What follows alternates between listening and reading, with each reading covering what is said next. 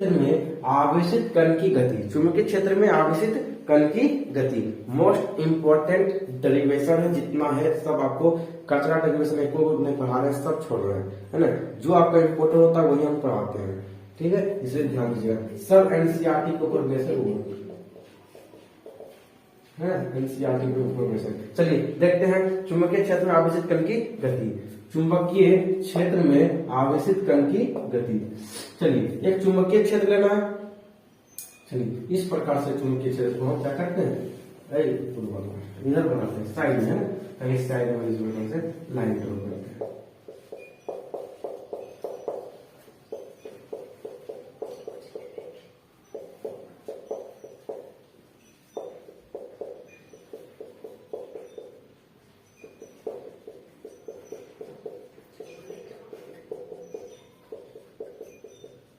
इस प्रकार से आपको क्या करना है, इस प्रकार से आपको ड्रॉ कर लेना है चुंबकीय क्षेत्र, है ना। चलिए चुंबकीय क्षेत्र में आवेशित कण की गति। कोई जो है आवेशित कण जो है, इस चुंबकीय क्षेत्र क्या है, चुंबकीय क्षेत्र, चुंबकीय क्षेत्र, इस चुंबकीय क्षेत्र में क्या हो रहा है, इस चुंबकीय क्षेत्र में जो है कोई आवेशित कण प्रवेश कर रहा है। क्या कर रहा है, आवेशित कण इस प्रकार से प्रवेश करेगा और इस प्रकार से जो गति करेगा, इस प्रकार से क्या करेगा, इस प्रकार से दिक्कत वृत्ताकार जो है, वृत्ताकार में जो है इस प्रकार से गति करेगी।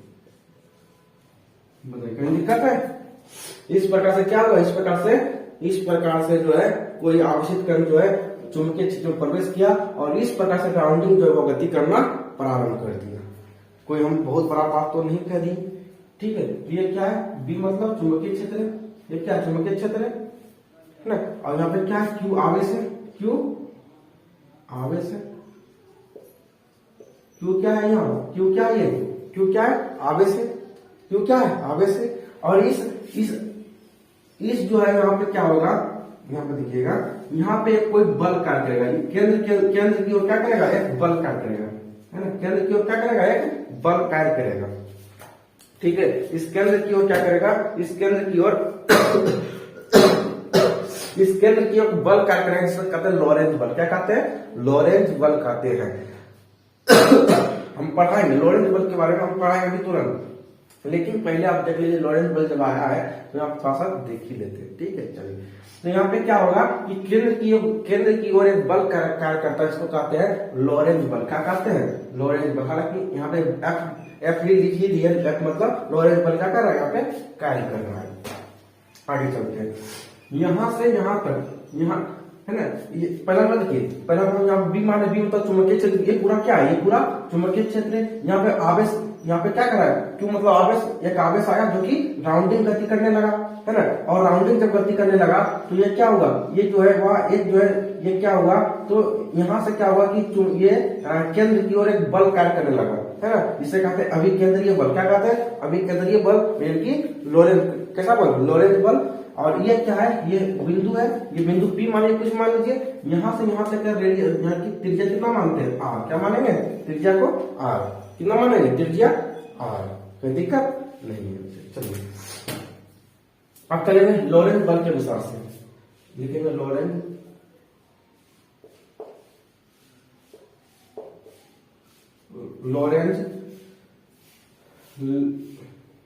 बल के अनुसार,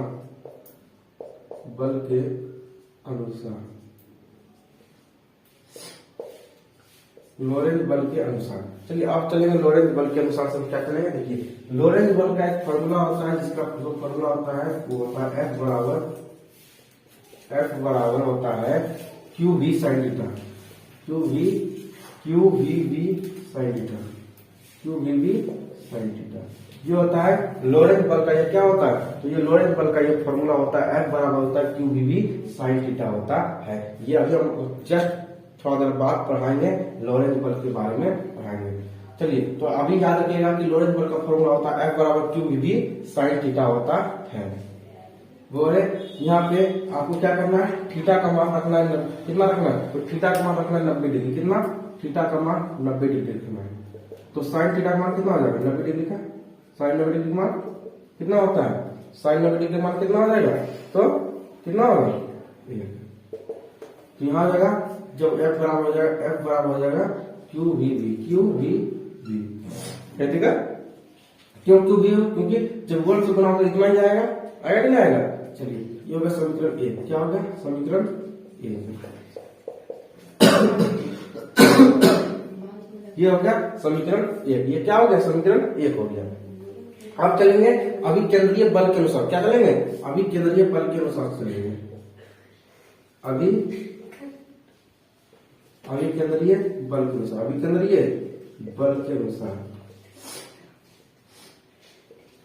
अभी केंद्रीय बल के अनुसार। अब चलेंगे अभी केंद्रीय बल के अनुसार। तो अभी केंद्रीय बल का एक फॉर्मूला होता है जो कि आपको याद रखना है। F बराबर होता है mv स्क्वायर बटे क्या होता है? तो r होता है। ये होता है अभी केंद्रीय बल का फॉर्मूला होता है। कोई दिक्कत नहीं। चलिए इसको मानेंगे समीकरण 2। समीकरण 2 देखिए यहाँ पे F और F क्या है? सेम है। तो हम इसको इस प्रकार से लिख सकते हैं। लिखिएगा इस प्रकार से इसको लिख सकते हैं। Q समीकरण 1 तथा 2 से समीकरण 1 तथा 2 से चलिए इसको हम लिख सकते हैं। इसको इस प्रकार से लिख सकते हैं। Q V V M V square बटे R लिख सकते हैं। यहाँ ध्यान दीजिएगा, है ना, हालत खराब हो जाएगा पूछेगा एग्जाम में। सब बात इसी निकालना बंद हो जाएगा। भी कैंसिल हुआ, बी यहाँ आया था, यहाँ भी था, यहाँ कैंसिल हो गया। तो क्या बचेगा बताइए? तो क्या बचा यहाँ? तो बचा यहाँ पे बचा क्यू बी बराबर एम बटे आर। ये तो बचा। हमको निकालना क्या है? हमें निकालना है आर। क्या? हाँ लिखना भूल गए थोड़ा सा। हम ना होगा समझे दायरे में क्या रखा है। यही सब होता है। डिस्टर्ब कीजिएगा तो यही सब होता है ना, नजर एक जगह हट जाता है। तो यहाँ पे क्या हुआ? फॉर्मूला क्या बना? हमको निकालना है क्या हुआ? हमको निकालना है आर। किसका मान निकालना है? आर निकालना है। तो आर बराबर हो जाएगा, आर बराबर हो जाएगा, जब इस आर को इधर लाएंगे तो हो जाएगा एम बी बटे क्यू बी, एम बी बटे क्यू बी। बताइए कहीं दिक्कत? बताइए यहाँ तक कहीं दिक्कत? प्रूव हो गया, प्रूव हो गया। पहले हम क्या किए हैं कि लोरेंट्ज बल के अनुसार चले हैं। तो लोरेंट्ज बल का फॉर्मूला होता है F बराबर Q V B sine theta होता है। साइन 90 डिग्री का, थीटा का मान 90 डिग्री रखे। तो जब 90 डिग्री रखेंगे 1 आएगा। तो 1 जब मल्टीप्लाई करेंगे तो क्यू वी बी आएगा। उसके बाद चलेंगे अभी केंद्रीय बल के अनुसार। क्या चलेंगे? अभी केंद्रीय बल के अनुसार चलेंगे। तो F बराबर एम वी स्क्वायर बटे आर होगा। ये समीकरण 2 हो जाएगा। तो उसके बाद समीकरण 1 और 2 से लिख सकते हैं क्यू वी बी। देखिए एफ सेम था, खत्म हो गया। तो लिखेंगे क्यू वी बी बराबर एम वी स्क्वायर बटे आर। लिख सकते थे समीकरण 1 और 2 से क्यू वी बी बराबर एम वी स्क्वायर बटे आर। ठीक है। उसके बाद हम क्या किए? तो v और v यहाँ पे कैंसिल हो गया। दो यहाँ पे 2 था, यहाँ पे 1 था। तो यहाँ पे 2 से 1 ये कैंसिल हो गया। तो यहाँ कितना बचा? यहाँ बचा 1 बचा। तो यहाँ पे हो गया क्यू वी बराबर एम वी बटे आर हो गया। फिर यहाँ पे हमको निकालना था हमको आर, इसलिए यहाँ पे लिखे आर बराबर एम वी बटे क्यू वी। कोई दिक्कत नहीं होनी चाहिए। चलिए यहाँ एम क्या है? तो एम क्या है? आवेशित कण का द्रव्यमान। क्या है? आवेशित कण का द्रव्यमान। आवेशित कण का द्रव्यमान,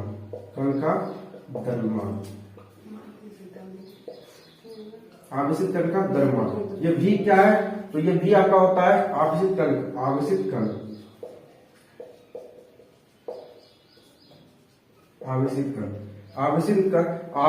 का वेग, आवेशित कण का वेग। और ये क्यू क्या होता है? आवेश। क्या होता है? तो कण का आवेश, आवेशित कण का आवेश, आवेशित कण का आवेश, आवेश मतलब चार्ज। बी क्या है? तो बी यहाँ पे क्या है? चुंबकीय क्षेत्र। क्या है? चुंबकीय क्षेत्र। बताइए इतना दूर तक कहीं दिक्कत आपको समझने में परेशानी? 10 क्लास एक बार शिकायत करें तो पूछिए, नहीं है तो ये आपका जो है डेरिवेशन प्रूव हो चुका है। ठीक है। बड़ा छोटा डेरिवेशन लेकिन बड़ा कमाल का पूछता है एग्जाम में। ठीक है। चलिए मैं कहीं परेशानी है? चलिए ठीक है।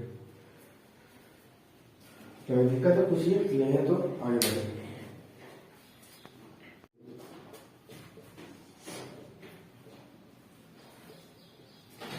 एम्पियर का परिपथ नियम,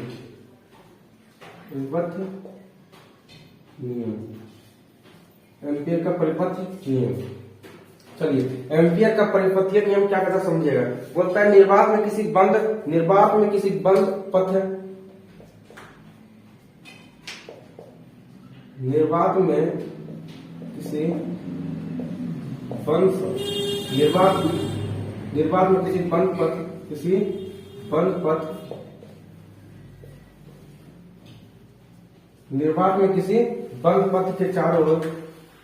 बंद पथ के चारों ओर चुंबकीय क्षेत्र,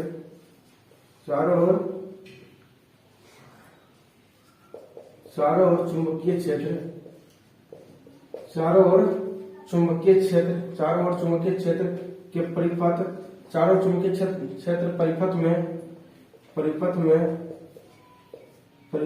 प्रवाहित धारा, परिपथ में प्रवाहित धारा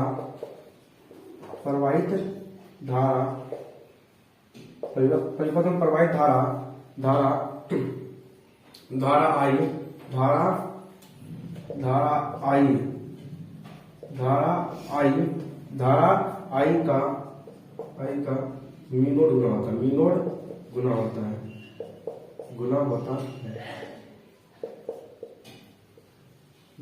है। चलिए,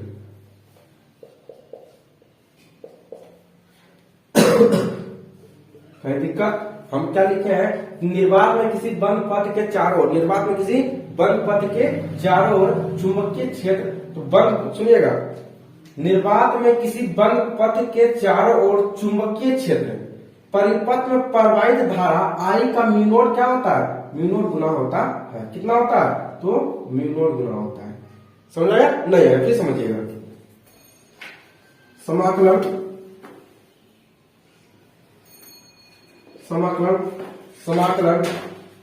समाकलन b इंटू dl बराबर क्या होता है, म्यू नॉट आई। समझेगा? क्या लिखे, निर्वात में किसी बंद पथ, देखिए बंद पथ है, ये बंद पथ है, यानी बंद समाकलन है।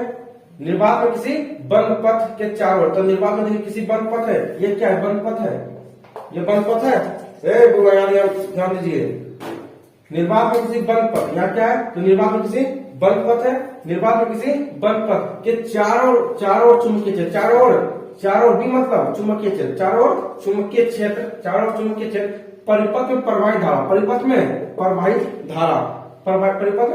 का क्या होता है, म्यू नॉट गुना होता है। इसी को कहते हैं एम्पियर का परिपथीय नियम कहते हैं।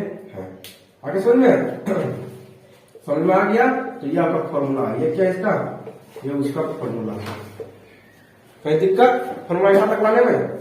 यहाँ तक आपको किसी को लाने में दिक्कत होगा, पर इसको तैयार करने फॉर्मूला नहीं होगा। क्या हम बोले हैं, तो निर्वात में किसी बंद पथ, देखिए ये बंद पथ है, तो निर्वात में किसी बंद पथ के चारों चुंबकीय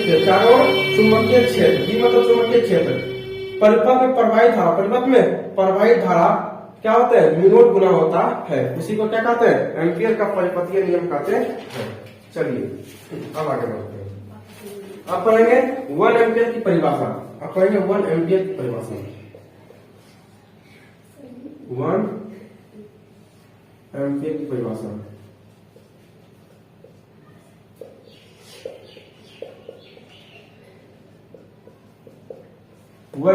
परिभाषा, तो 1 एम्पियर की परिभाषा क्या है समझिएगा। 1 एम्पियर विद्युत धारा है, 1 एम्पियर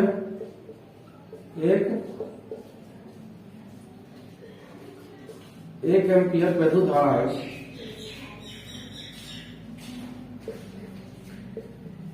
1 एम्पियर क्या है, तो 1 एम्पियर विद्युत धारा है, 1 एम्पियर विद्युत धारा है जो कि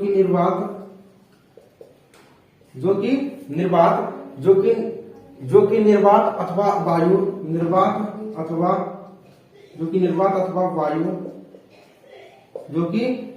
अथवा वायु में 1 मीटर दूरी 1 मीटर दूरी। क्या लिखे हैं? एक समान एम्पियर विद्युत धारा है जो कि निर्वात अथवा वायु में 1 मीटर दूरी 1 मीटर दूरी पर रख दो समांतर तार में 1 एम्पियर विद्युत धारा है जो कि निर्वात अथवा वायु में 1 एम्पियर दूरी पर दो क्या रखा है? तो दो समांतर तार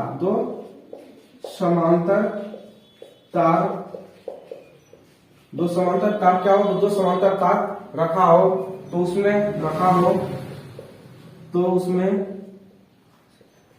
प्रवाहित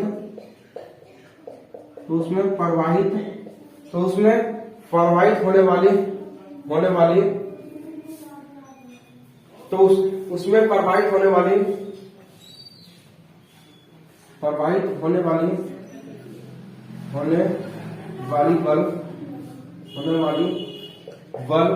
वाली बल 2 गुना 10⁻⁹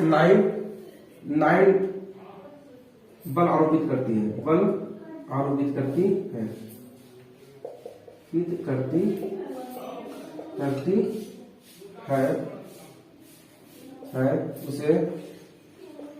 उसे 1 एम्पियर का